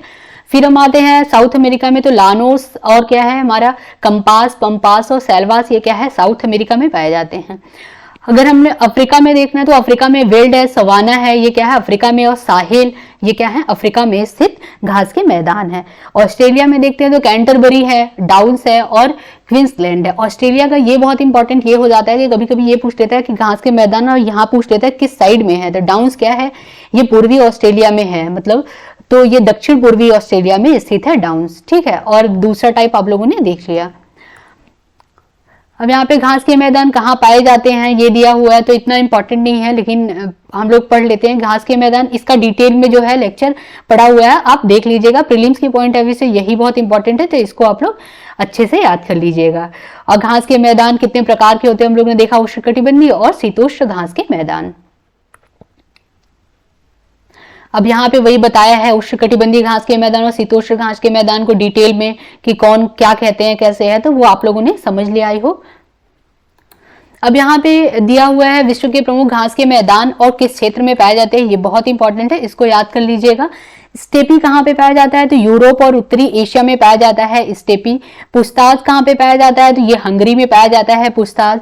प्रियरीज कहाँ है, यूएसए में है। जैसे अगर हम लोग मैप में देखें तो कहाँ पे है, देखिए पुस्ताज कहाँ पे पाया जाएगा ये हम लोगों को देखना है। देखिए स्टेपी कहाँ पे है, ये देखिए यूरोप और क्या है एशिया में पाया जाता है, ठीक।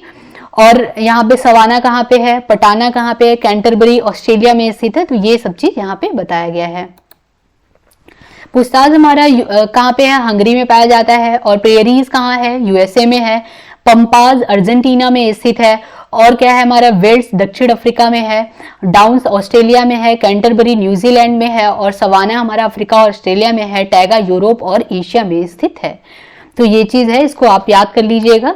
इससे रिलेटेड कुछ इंपॉर्टेंट क्वेश्चन है जिससे आपको आइडिया लग जाएगा। जैसे ये आया हुआ है यूपी आरओ 2017 में आया हुआ है क्वेश्चन है ये। घास के मैदान दिया गया है और देश दिया गया है। तो यहाँ पे घास का मैदान पंपाल ये किस देश में पाया जाता है, और पुस्तैज और वेल्ड और डाउन्स अभी हम लोगों ने पढ़ा। जो पुस्तैज है वो हंगरी में पाया जाता है, तो चौथा ए बी का जो है 4 सही हो जाएगा। तो बी का 4 यहाँ पे ऑप्शन एक ही दिया हुआ है, फिर भी हम सब लोग मतलब हम सब मैच कर लेते हैं। तो पंपाज क्या है, पंपाज हमारा अर्जेंटीना में स्थित है। वेल्ड कहाँ पे स्थित है, वेल्ड हमारा कहाँ पे स्थित है, ये हमारा दक्षिण अफ्रीका में स्थित है। डाउन्स कहाँ स्थित है, ये ऑस्ट्रेलिया में स्थित है। तो हमारा 3 4 2 1 यानी कि ऑप्शन ए सही हो जाएगा। तो ऐसे क्वेश्चन आ रहे हैं, आप लोग इसको याद कर लीजिएगा। नेक्स्ट क्वेश्चन हमारा निम्नलिखित प्राकृतिक प्रदेश में किसी बड़े शिकारों की भूमि के नाम से जाना जाता है, तो इसे उष्णकटिबंधीय सवाना क्षेत्र को बड़े शिकारों की भूमि के नाम से जाना जाता है। नेक्स्ट क्वेश्चन है हमारा निम्नलिखित में से कौन सा सुमेलित नहीं है, तो कौन सा नहीं है यहाँ पे, तो डाउन्स यहाँ पे बोला उष्णकटिबंधीय घास के मैदान, जबकि डाउन्स जो है वो शीतोष्ण घास के मैदान है। तो यही क्या हो जाता है, गलत हो जाता है, ठीक है। हम लोगों ने मैप में देखा था शीतोष्ण, डाउन्स जो है वो शीतोष्ण घास के मैदान है। क्यों, क्योंकि देखिए यहाँ पे डाउन्स है, शीतोष्ण घास मकर रेखा के नीचे है। जो शीतोष्ण उष्णकटिबंधीय आएंगे वो कर्क रेखा और मकर रेखा के बीच में होंगे। तो डाउन्स क्या है, ये मकर रेखा के नीचे है, तो ये क्या है, शीतोष्ण घास के मैदान है।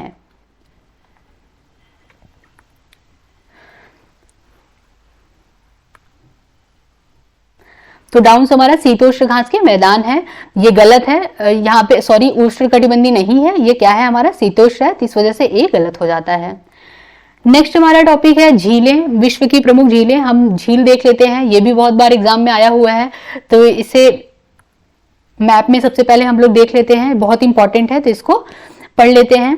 देखिए अब कॉन्टिनेंट वाइज अगर हम देखते हैं तो कॉन्टिनेंट में ये हमारा नॉर्थ अमेरिका में ये लाइन से जो झीलें हैं ये बहुत इंपॉर्टेंट है, इसको पढ़ लीजिए।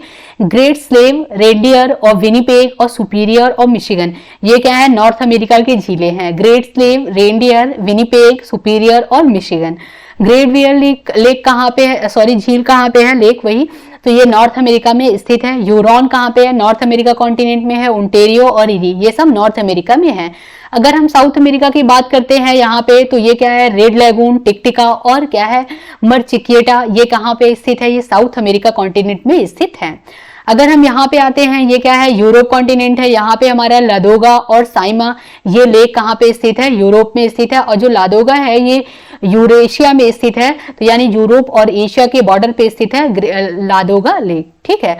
ओनेगा ये भी स्थित है बॉर्डर पे ही। काला सागर ये क्या है, एशिया में आएगा ये सब। बैकाल, अब देखिए काला सागर जो है ये लेक है, सागर नहीं है, कंफ्यूजन इसमें नहीं होना। कैस्पियन सागर और अरल सागर और बलखास और ये सब आएगा इसमें। उर्मिया, विक्टोरिया, नासा ये सब आएगा। टंगानिका झील ये कहाँ पे है, साउथ, हाँ टंगानिका झील कहाँ पे, अफ्रीका में स्थित है। और यहाँ पे मृत सागर ये कहाँ पे है, देखिए अफ्रीका के जस्ट पूर्वी साइड स्थित है। चाड अफ्रीका में स्थित है, ठीक है। विक्टोरिया कहाँ पे स्थित है? अफ्रीका में स्थित है विक्टोरिया लेक। और यहाँ पे ये ऑस्ट्रेलिया का बहुत इंपॉर्टेंट हो जाता है, आयर ऑफ रोम, ये लेक है ऑस्ट्रेलिया का, किस साइड में पाया जाता है ये भी याद कर लीजिए, पूर्वी साइड में पाया जाता है, यानी कि दक्षिण पूर्वी साइड में पाया जाता है आयर और फ्रोम। तो आयर लेक है और फ्रोम लेक है। आयर और फ्रोम लेक जो है वो ऑस्ट्रेलिया का लेक है। अब यहाँ पे अलग अलग कॉन्टिनेंट वाइज बताया गया है। तो बैकाल झील क्या है? सबसे गहरी झील है बैकाल झील। बैकाल झील एक ब्रंश झील है जो दक्षिणी साइबेरिया रूस में स्थित है। तो इसका लोकेशन पूछ लेता है बैकाल झील का, तो ये कहाँ पे स्थित है? ये रूस में स्थित है। यह दुनिया का आयतन के हिसाब से सबसे बड़ी मीठे पानी की झील है। तो बैकाल झील दुनिया के आयतन के हिसाब से अगर देखें तो दुनिया में सबसे बड़ी मीठे पानी की झील है। क्षेत्रफल के हिसाब से दुनिया की 7वीं बड़ी झील है। तो ये याद कर लीजिएगा कि आयतन के हिसाब से सबसे बड़ी झील बैकाल है और क्षेत्रफल के हिसाब से सबसे बड़ी झील नहीं है, ये 7वीं झील है, ठीक है। और इसकी गहराई ये आप छोड़ सकते हैं। विश्व की सबसे पुरानी और सबसे गहरी झील कौन सी है? तो ये है बैकाल झील। तो बैकाल झील विश्व की सबसे पुरानी और सबसे गहरी झील है बैकाल झील। और क्षेत्रफल के हिसाब से दुनिया की 7वीं सबसे बड़ी झील है और आयतन के हिसाब से दुनिया की बड़ी मतलब सबसे बड़ी झील कौन सी है? बैकाल झील। इसका लोकेशन याद कर लीजिएगा, ये कहाँ पे स्थित है? ये रशिया में स्थित है। और इसका एक लंबा अर्धचंद्राकार आकार है, यानी कि ये क्रिसेंट आकार में है। ये देखिए यहाँ पे लेक बैकाल, ये कौन सा आकार है? क्रिसेंट अर्धचंद्राकार दिख रहा है ना, तो ये है क्रिसेंट आकार, यहाँ पे है, ठीक है। ये रशिया में स्थित है। दक्षिणी साइबेरिया रूस में स्थित है। दक्षिणी साइबेरिया रूस में स्थित है। तो इसका यही इंपॉर्टेंट पॉइंट है, इसको याद कर लीजिएगा। और यूनेस्को ने 1996 में बैकाल झील को विश्व धरोहर स्थल घोषित किया। ये भी बहुत बार एग्जाम में पूछता है, तो ये इंपॉर्टेंट है, इसको याद कर लीजिएगा। किस वर्ष यूनेस्को ने इस झील को यानी बैकाल झील को विश्व धरोहर स्थल घोषित किया? तो 1996 में इससे घोषित किया।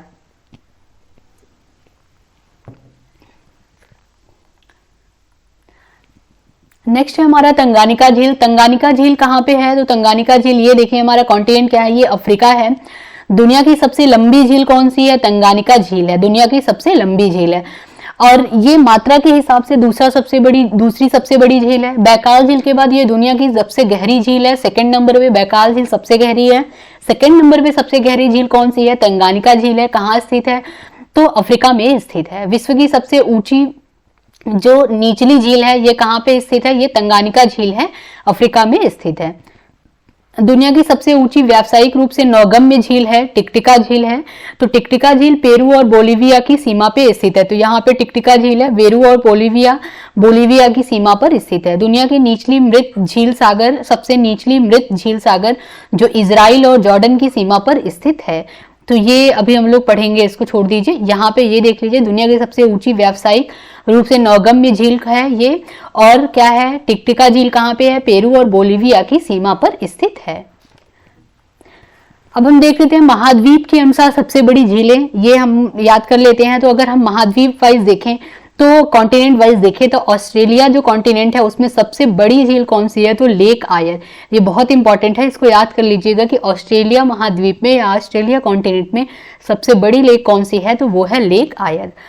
और अफ्रीका कॉन्टिनेंट में सबसे बड़ी लेक कौन सी है? तो विक्टोरिया झील सबसे बड़ी झील है अफ्रीका कॉन्टिनेंट में। एंटार्कटिका कॉन्टिनेंट में लेक वेत्सोक जो है वो सबसे बड़ी मतलब झील है, क्षेत्रफल के हिसाब से यहाँ पे बात हो रहा है तो अनुसार सबसे बड़ी झील है। तो कौन सी है? अंटार्कटिका में लेक वेस्टोक है। एशिया में बैकाल झील सबसे बड़ी झील है। यूरोप में लादोगा सबसे बड़ी झील है। अगर उत्तरी अमेरिका कॉन्टिनेंट में देखें तो सबसे बड़ी झील लेक सुपीरियर है। दक्षिणी अमेरिका में देखें तो सबसे बड़ी झील टिकटिका झील है, ठीक है। तो ये नौगम्य झील है, सबसे ऊंचा नौगम्य झील है। तो ये भी इंपॉर्टेंट है, याद कर लीजिएगा। ये सारे कॉन्टिनेंट वाइज आप देख लीजिएगा, अच्छा याद कर लीजिएगा, इंपॉर्टेंट है।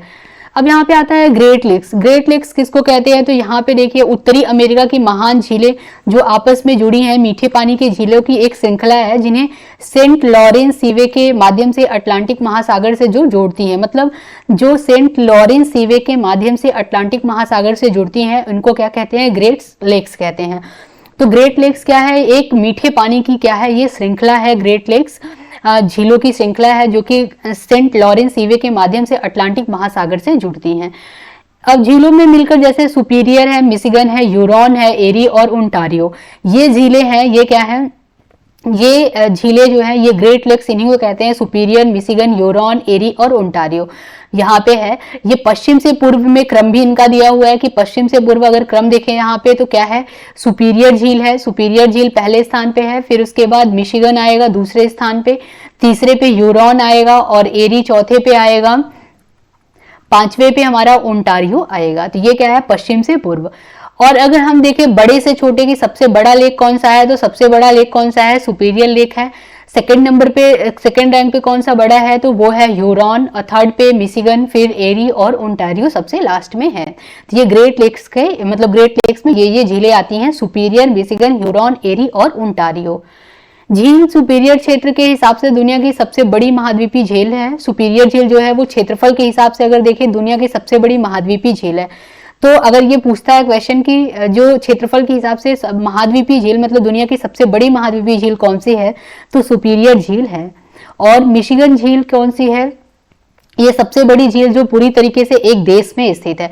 तो मिशिगन झील ये भी याद कर लीजिए कि ये एक ऐसी झील है जो कि मतलब ये सबसे बड़ी झील है जो कि एक ही देश में स्थित है। तो ये सबसे बड़ी झील जो कि एक ही देश में स्थित है कौन सी झील है, मिशिगन झील है। सुपीरियर झील जो कि महाद्वीप में मतलब क्षेत्रफल के हिसाब से सबसे बड़ी झील है। तो ये इंपॉर्टेंट है, इसको आप लोग याद कर लीजिएगा। फिर आता है हमारा मृत सागर। मृत सागर क्या है, हमारा डेड सी। ये कहाँ पे स्थित है, तो यहाँ पे देखिए ये है हमारा जॉर्डन और इजराइल की सीमा पे डेड सी स्थित है। तो यहाँ पे जॉर्डन और पश्चिमी फिलिस्तीन और इजराइल की सीमा पर यह लगती है। तो यह यह पृथ्वी पर सबसे कम ऊंचाई मतलब ये क्या है, पृथ्वी पे सबसे कम ऊंचाई पे कौन सी झील स्थित है, तो ये है हमारा पृथ्वी पर सबसे कम ऊंचाई पे कौन सी झील स्थित है, तो वो है मृत सागर यानी डेड सी। ये इसको याद कर लीजिएगा, किसके बॉर्डर पे है, जॉर्डन और इजराइल की सीमा पर स्थित है ये। फिर आता है अराल सागर। अरल सागर या अराल सागर ये कहाँ पे स्थित है, तो ये कजाकिस्तान और दक्षिणी उज्बेकिस्तान के बीच में हमारा क्या है, अराल सागर स्थित है। तो ये है अरल सागर। अरल सागर कहाँ स्थित है, कजाकिस्तान और उज्बेकिस्तान की सीमा पर स्थित है। फिर आता है अफ्रीका की महान झीलें, हम लोगों ने पढ़ लिया तो इसको हम लोग स्किप कर देते हैं। अब यहाँ पे ये बहुत इंपॉर्टेंट है, इसको आप लोग याद कर लीजिएगा कि सतह क्षेत्रफल के अनुसार सबसे बड़ी झीलें, तो पहले नंबर पे सुपीरियर झील है, उत्तरी अमेरिका में है। दूसरे नंबर पे विक्टोरिया झील है, अफ्रीका में है। तीसरे नंबर पे ह्यूरॉन झील है, उत्तरी अमेरिका में। फिर मिशिगन झील है, उत्तरी अमेरिका में। देखिए सुपीरियर, ह्यूरॉन और मिशिगन ये क्या है, ग्रेट लेक्स का ही पार्ट है। मतलब ग्रेट लेक्स में 5 लेक आएंगी तो उसमें भी 3 यहाँ पे आ जाएगा। तो क्षेत्रफल के हिसाब से अगर हम देखें तो सबसे बड़ी झीलें सुपीरियर है, विक्टोरिया है, ह्यूरॉन और मिशिगन है। तो इसको याद कर लीजिएगा। आयतन के हिसाब से अगर हम देखें तो सबसे बड़ी झीलें कौन सी हैं, तो बैकाल कहाँ पे है, एशिया में। आयतन के हिसाब से सबसे बड़ी झीलें हैं। तंगानिका अफ्रीका में स्थित है, दूसरी सबसे बड़ी झील है आयतन के हिसाब से। सुपीरियर ये उत्तरी अमेरिका में, ये तीसरी सबसे बड़ी झील है आयतन के हिसाब से। तो ये भी बहुत इंपॉर्टेंट है, इसको भी आप लोग याद कर लीजिएगा। फिर आता है विश्व की सबसे गहरी झील कौन सी है, तो बैकाल झील विश्व की सबसे गहरी झील है। कहाँ पे स्थित है, एशिया में स्थित है। हम लोगों ने देखा अभी इसको डिटेल में भी पढ़ा। तंगानिका झील ये विश्व की दूसरी सबसे गहरी झील है। अब यहाँ पे देश कभी कभी झील दे देता है और देश भी पूछ लेता है। तो कैस्पियन सागर कहाँ स्थित है, कजाकिस्तान, तुर्कमेनिस्तान, रूस, ईरान और अजरबैजान में स्थित है। ये इंपॉर्टेंट है, इसको याद कर लीजिएगा। सुपीरियर झील कहाँ पे स्थित है, कनाडा यूएसए में स्थित है सुपीरियर झील। ह्यूरॉन झील कनाडा और यूएसए में स्थित है। इरी झील ये भी कनाडा और यूएसए में। ओंटारियो झील ये भी कनाडा और यूएसए में। ये क्या है, ग्रेट लेक्स के सब है, पार्ट 5 हैं। तो ये सारे कनाडा और यूएसए में स्थित है। बस मिशिगन को छोड़ दीजिए, मिशिगन बस यूएसए में स्थित है। तो मिशिगन ही एक ऐसी झील है जो कि केवल एक ही देश में स्थित सबसे बड़ी झील है। ये भी याद कर लीजिएगा आप लोग। और ओंटारियो, इरी, ह्यूरॉन, सुपीरियर ये क्या है, कनाडा और यूएसए में स्थित है, 2 देश में स्थित है।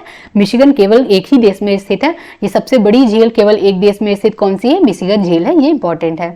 Great slave, great bear, reindeer, Winnipeg और मानिटोबा, विनीपोगिसिस ये कहाँ पे स्थित है, ये कनाडा में स्थित है। ये सारे लेक्स हैं। तो आई होप आप लोगों को क्लियर हो गया होगा। अब हम लोग इससे रिलेटेड कुछ क्वेश्चन देख लेते हैं इस टॉपिक से। तो यहाँ पे झील दिया हुआ है और देश दिया हुआ है। तो बालकास झील कहाँ पे है, टिकटिका, इरी और बैकाल।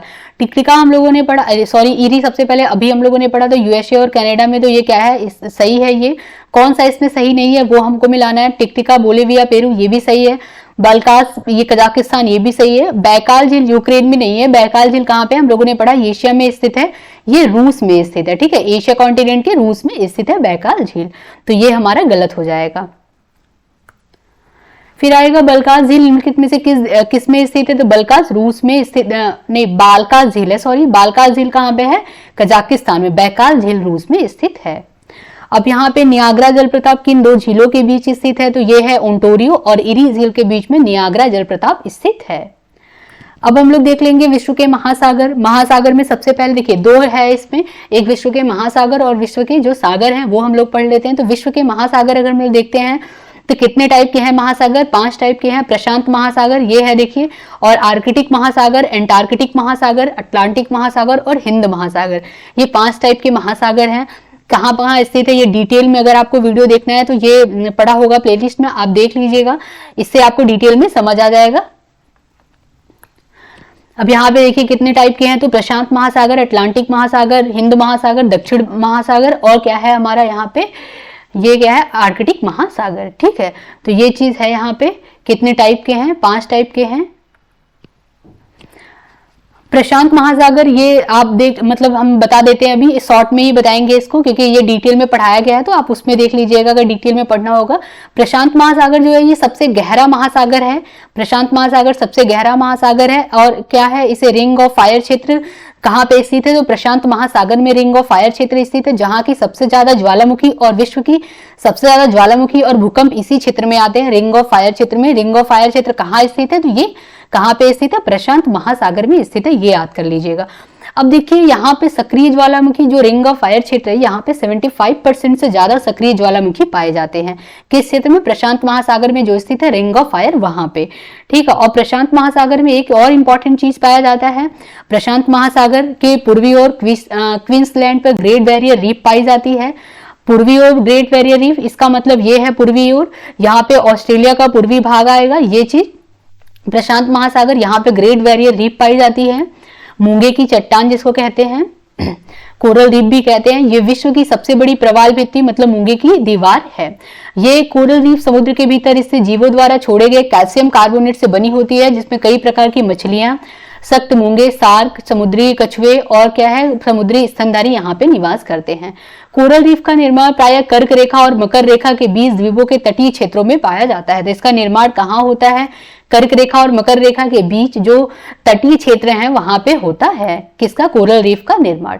नेक्स्ट हमारा दूसरा आता है अटलांटिक महासागर। बरमूडा ट्रायंगल कहाँ किस महासागर में है पाया जाता है? तो ये है हमारा अटलांटिक महासागर में बरमूडा ट्रायंगल बनता है, अटलांटिक महासागर में स्थित है।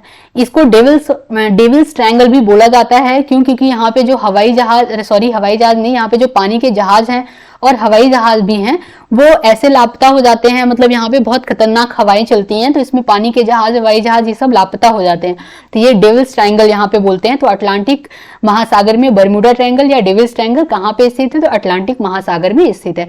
इसको अंध महासागर के नाम से भी जाना जाता है। किसको? अटलांटिक महासागर को अंध महासागर के नाम से भी जाना जाता है। क्षेत्रफल की दृष्टि से विश्व का दूसरा सबसे बड़ा महासागर कौन सा है? अटलांटिक महासागर है। पहला कौन सा है सबसे बड़ा महासागर? वो है प्रशांत महासागर। गहरा, इसका सबसे गहरा स्थान कौन सा है? तो वो है हमारा प्यूर्टो रिको गर्त, ये अटलांटिक महासागर का सबसे गहरा स्थान है। अगर हम लोग प्रशांत महासागर का सबसे गहरा स्थान देखें तो वो कौन सा है? मेरियाना गर्त है। ये इंपॉर्टेंट है, इसको पढ़ लीजिएगा, मतलब याद कर लीजिएगा एक जगह लिख करके कि प्रशांत महासागर का सबसे गहरा स्थान मेरियाना गर्त है। और हमारा आता है अटलांटिक महासागर का सबसे गहरा स्थान क्या है? प्यूर्टो रिको है। और हम अभी आएंगे हिंद महासागर। हिंद महासागर का कौन सा है? सुंडा गर्त है, सबसे गहरा स्थान है। अब एक और इम्पॉर्टेंट है यहाँ पे कि जो सारगैसम घास वनस्पति है वो किस क्षेत्र में पाई जाती है? तो ये अटलांटिक महासागर में पाई जाती है। ये बहुत इंपॉर्टेंट है, इसको आप लोग याद कर लीजिएगा। हिंद महासागर आता है, तो हिंद महासागर जो है ये कहाँ पे स्थित है? तो ये लोकेशन जो है ये दक्षिण एशिया, अफ्रीका और पश्चिमी ऑस्ट्रेलिया के बीच में हिंद महासागर स्थित है। आप लोकेशन में देखिए हिंद महासागर ये है, ठीक है, अफ्रीका है, यहाँ पे एशिया है और क्या है ऑस्ट्रेलिया के बीच में स्थित है हिंद महासागर।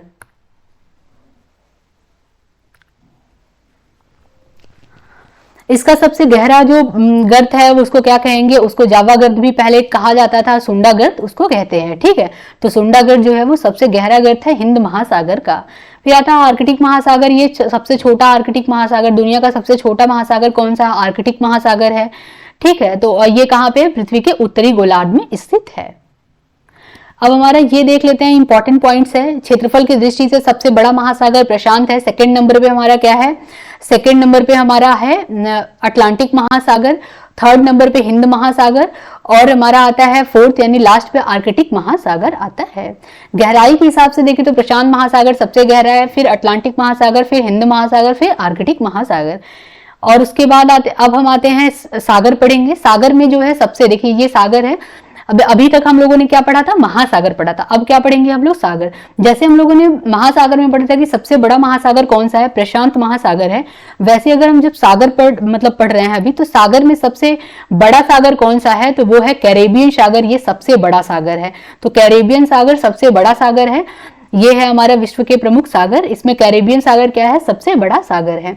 अब हम देख लेते हैं कुछ कुछ महत्वपूर्ण जो सागर हैं उसको। देखिए कौन कौन से हैं। लाल सागर महत्वपूर्ण है, काला सागर महत्वपूर्ण है। इसको आप लोग मैप लेकर के मैप से याद कीजिए, याद हो जाएगा। अब पूछता क्या है, जैसे मैं काला सागर दे देगा और काला सागर के उत्तर में कौन सा देश स्थित है, दक्षिण में कौन सा देश है और कौन कौन से देश से काला सागर जो है वो बॉर्डर शेयर करता है, यानी कि सीमा लगती है काला सागर की। तो ये काला सागर की सीमा किस किस देश से लगती है, बहुत इंपॉर्टेंट है। तो ये आप लोग याद कर लीजिएगा। ये आपका होमवर्क है। आप लोग मैप पे देख के याद कीजिए, कुछ ट्रिक बनाइए एक साथ लिख करके इसको याद कीजिए, क्योंकि इससे एक क्वेश्चन आता ही आता है। काला सागर हुआ, लाल सागर हुआ, अमृत सागर हुआ, और क्या है इंपॉर्टेंट, और कैस्पियन सागर बहुत इंपॉर्टेंट है, कैरिबियन सागर है। सार्गेसो सागर कहाँ पाया जाता है? तो ये हम लोगों ने देखा, यहाँ पे सार्गेसम वनस्पति पाया जाता है। ये अटलांटिक क्षेत्र है पूरा। फिर इसके बाद बिस्के की खाड़ी कहाँ पे स्थित है? बाल्टिक सागर याद कर लीजिएगा। ओखोटस्क सागर कहाँ स्थित है? ये याद कर लीजिएगा। और यहाँ पे देखिए एशिया के ऊपर बेरेंट सागर है, कारा सागर, प्लेटेव सागर, अपूर्व साइबेरियन सागर और बेरिंग सागर जो है वो क्या है? देखिए ये मैप अगर ग्लोब रहेगा तो ये यहाँ पे जाकर के मिल जाता है, ठीक है। तो ये क्या है? हमारा अलास्का की खाड़ी और एशिया को अलास्का से अलग करता है या तो जोड़ता है। यहाँ पे बेरिंग सागर ये अलग करता है, सेपरेट करता है। यहाँ पे चुकची सागर भी है, चुकची सागर भी यहाँ पे है, ये एशिया के ऊपर आएगा, ठीक है। फिर उसके बाद आता है पीला सागर और यहाँ पे पूर्वी दक्षिण चीन सागर। ये बहुत इंपॉर्टेंट है कि इसके ऊपर में चाइना और क्या है? ताइवान है, नीचे में वियतनाम और फिलीपींस है दक्षिण चीन सागर के। तो ये देश बहुत इंपॉर्टेंट है, याद कर लीजिएगा।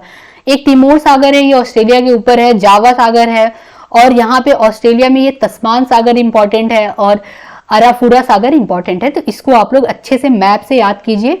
कोई दिक्कत होगा तो आप प्लीज कमेंट में कमेंट कीजिएगा, मैं फिर इसको डिटेल में लेकर के आऊंगी। कैरेबियन सागर ये सबसे बड़ा सागर है। कैरेबियन सागर किस किस से बॉर्डर शेयर कर रहा है? तो देखिए हैती लग रहा है और क्या है? जमाइका है, पनामा है यहाँ पे। उसके बाद हमारा आता है वेनेजुएला भी है, कोलंबिया है यहाँ पे। तो ठीक है, ये चीज है और वेनेजुएला है, इसको आप याद कर लीजिएगा। कैरेबियन सागर सबसे बड़ा सागर है। ये कहाँ स्थित है? अटलांटिक महासागर में स्थित है। फिर आता है भूमध्य सागर। भूमध्य सागर हमारे सीमावर्ती देश 21 देश हैं, जो कि याद करना इतना पॉसिबल नहीं है, फिर भी हम लोग देख लेते हैं एक बार। अटलांटिक सागर का एक सागर है। भूमध्य सागर किस उसमें है? तो अटलांटिक सागर में है, जो यूरेशिया और अफ्रीका महाद्वीप के बीच स्थित है और ये लगभग पूरी तरीके से भूमि से घिरा हुआ है। और ये सीमावर्ती देश कितने हैं? 21 देश इसके सीमावर्ती देश हैं। और यह पश्चिम में जिब्राल्टर जलडमरू मध्य द्वारा अटलांटिक महासागर से जुड़ा है और पूर्व में ये काला सागर के साथ डार्डानेल्स जलडमरू मध्य के द्वारा दक्षिण स्वेज नहर के माध्यम से ये लाल सागर से जुड़ा है, ठीक है। नेक्स्ट है हमारा डेड सी। डेड सी कहाँ पे स्थित है? तो ये इजराइल और जॉर्डन की सीमा पर स्थित है। डेड सी यहाँ पे है, ठीक है। और ये क्या है? सबसे खारी जो जल है, खारी मतलब लवणता वाली जो सागर है वो वान झील है। वान झील सबसे खारा यानी सबसे लवणता वाला सागर जो है वो वान झील है। उसके बाद दूसरी सबसे अधिक लवणता वाली अगर झील है तो वो है मृत सागर। वान झील की लवणता कितनी है? 330% है, अब जबकि जो मृत सागर है उसकी लवणता 238% है। तो ये आप याद कर लीजिएगा। इससे रिलेटेड इंपॉर्टेंट क्वेश्चन दिए गए हैं। तो यहाँ पे है आंतरिक सागर कौन सा है? तो कैस्पियन सागर क्या है? आंतरिक सागर है। जिस महासागर में सार्गेसो संबंधित है, तो सार्गेसो किस महासागर से संबंधित है? उत्तरी अटलांटिक महासागर से संबंधित है सार्गेसो। अब यहाँ पे हम लोग देख लेते हैं विश्व की नदियों के बारे में, ये भी बहुत इंपॉर्टेंट है। तो नदियां होती क्या है, तो नदियां जो है भूपटल पर प्रवाहित जलधारा नदियां कहलाती हैं।